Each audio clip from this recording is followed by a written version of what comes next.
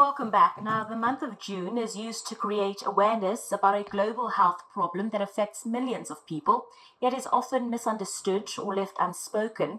As we observe World Infertility Awareness Month, keep in mind that an estimated 1 in every 6 adults worldwide face infertility at some point in their lives. Reproductive medicine specialist Dr. Yossi Unterslak joins me now live to discuss this further. Good evening to you, Doc. Thank you very much for your time. I think let's set the scene. Let's start with the basics. What exactly is infertility, and how do you know when it's time to go out and seek some assistance? Sure, thank you. Thanks for having me on the show tonight and addressing this important topic. So we define infertility as a couple who don't conceive within 12 months of regular unprotected intercourse. And we encourage couples to seek help when they've been trying for at least a year. The exception to this is when the female is above the age of 35, or if she has any specific gynecological problems, absence of cycles, severe painful periods, very heavy periods. So these kind of things should trigger a consultation earlier than the 12 months or 6 months over the age of 35. And obviously from a male side of point of view, also, if there's anything worrying in a male's history, we'd prefer that they come and have investigations earlier rather than later. Doc, many people still think or believe that infertility is a woman's issue, a woman's problem. But how common is male factor infertility, and why is it so often overlooked and not discussed? So about 40% of the patients that we see have a male factor. And I think that this is a stigma that we need to get rid of, that men are not affected with infertility. Unfortunately, we see it every day when we see patients and we turn our attention to investigating the male, and they become very uncomfortable with this. And I think, unfortunately, men see this as that there's something with their manlyhood, that if they can't have babies, that it makes them less of a man. And so men are much more hesitant to seek help. But it's important that we always investigate our couples as a couple, as a unit, not just the female. And we find even in about 1 in 3 of our couples that there is a mixed factor where there's a male and a female factor playing a role in why they're not conceiving.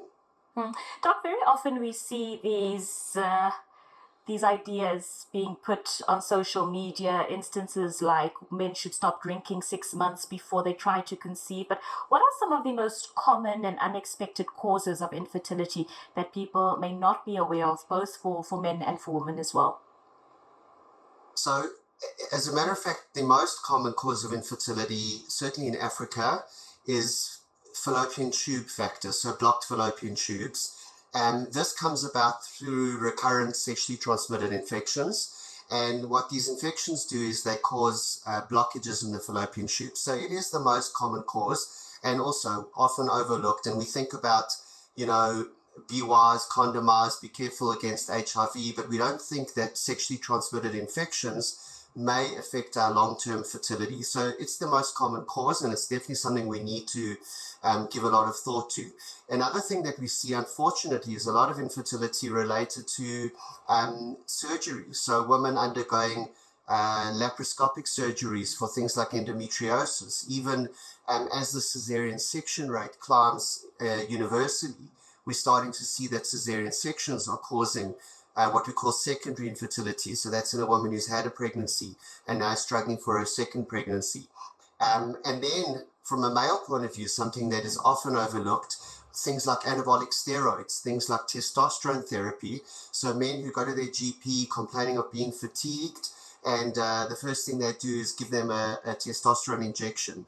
And what this does is significantly impacts the male's sperm. And we see couples who, other than testosterone, have got no problem at all. And once we withdraw the testosterone therapy, we're able to correct the infertility. So I think these are things that we need to be speaking about and be highlighting. Yeah, Doc, very often from a young age, especially females, we are educated and told how to not fall pregnant, birth control, abstinence, etc., but not about how to really optimize fertility when the time comes where you want to have a child. Talk to us about, what couples should know about timing, about ovulation, and their lifestyle. I love this question because I've always had a motto that I say that fertility clinics should be as accessible as contraception clinics. And I think the right to choose not to have a baby should be as strong as the right to choose to have a baby. And in couples who struggle, we need access to fertility clinics. So I think that the things that are important to note is that when a woman has a cycle longer than roughly 35 days, this very much could be associated with what we call anovulation, where she's not ovulating. And so this is a situation that must be investigated straight away. As far as when is the best time to fall pregnant, it's difficult because we know that ovulation will happen roughly 14 days before the onset of the next period. Obviously, we can't tell the future. We don't know when our next periods are going to start. But in a woman who's got a roughly 28-day cycle, we would say ovulation happens around day 14 of her cycle. And obviously, if the cycle is 30 days, ovulation would be closer to 16 days of her cycle. And what's important to know is that the sperm can survive in a female genital tract for up to 7 days. But the egg has a very small or narrow window in which it can be fertilized. So your peak ovulation actually is your peak fertility is about 48 hours prior to ovulation. So we would encourage a couple who are trying to conceive that if they know roughly when ovulation is happening, day 14, day 16, sometimes it's day 12 in a shorter cycle, to start having intercourse roughly 2 days before that ovulation. And that should be enough to achieve a pregnancy.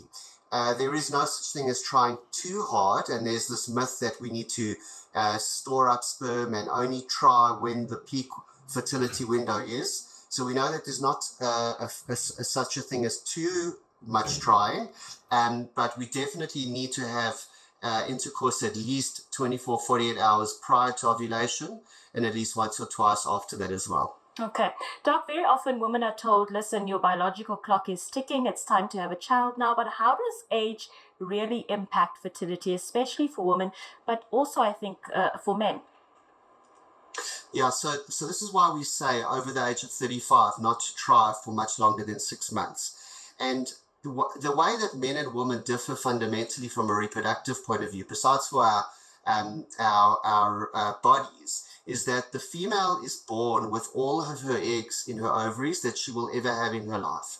So when a woman is in her mother's uterus, she's assigned her eggs for life. She's born with them, they age with her, and they run out at some point. And this is why it's so critical to not wait too long, because the eggs and the ovaries are probably the organ in the body that is the most sensitive to aging. And long before a woman's life expectancy is going to end, her ovarian function ends. And even before the ovarian function ends, the potential for her eggs to give rise to a healthy pregnancy goes away. So even with a woman who is still ovulating, still has eggs in her ovaries, the quality of the eggs reach a certain point where they're no longer capable of giving rise to healthy pregnancies. Whereas with men don't have any sperm in their testicles when they're born. We are essentially born with a factory capable of making sperm. And when a man goes into puberty, this factory starts to produce sperm, and it generally will function until a man dies. So we do know that that testicle will continue to function, and men become infertile more when they develop ejaculatory or erectile dysfunction. So from a female point of view, we are much more sensitive to the aging factor. But in men, we also start to see that they develop things called DNA fragmentation in the sperm. So the DNA inside the sperm starts to age and gives rise to unhealthy embryos. but it does happen much later in a male. Got you. Doc, we're going to have But to the leave the female conversation there. It's is- such an interesting conversation, but I want to thank you for your time. I want to thank you for coming to educate us this evening and sharing your insights. Really do appreciate it. That was reproductive medicine specialist, Dr. Yossi Unterslak. We are going to take another quick break here.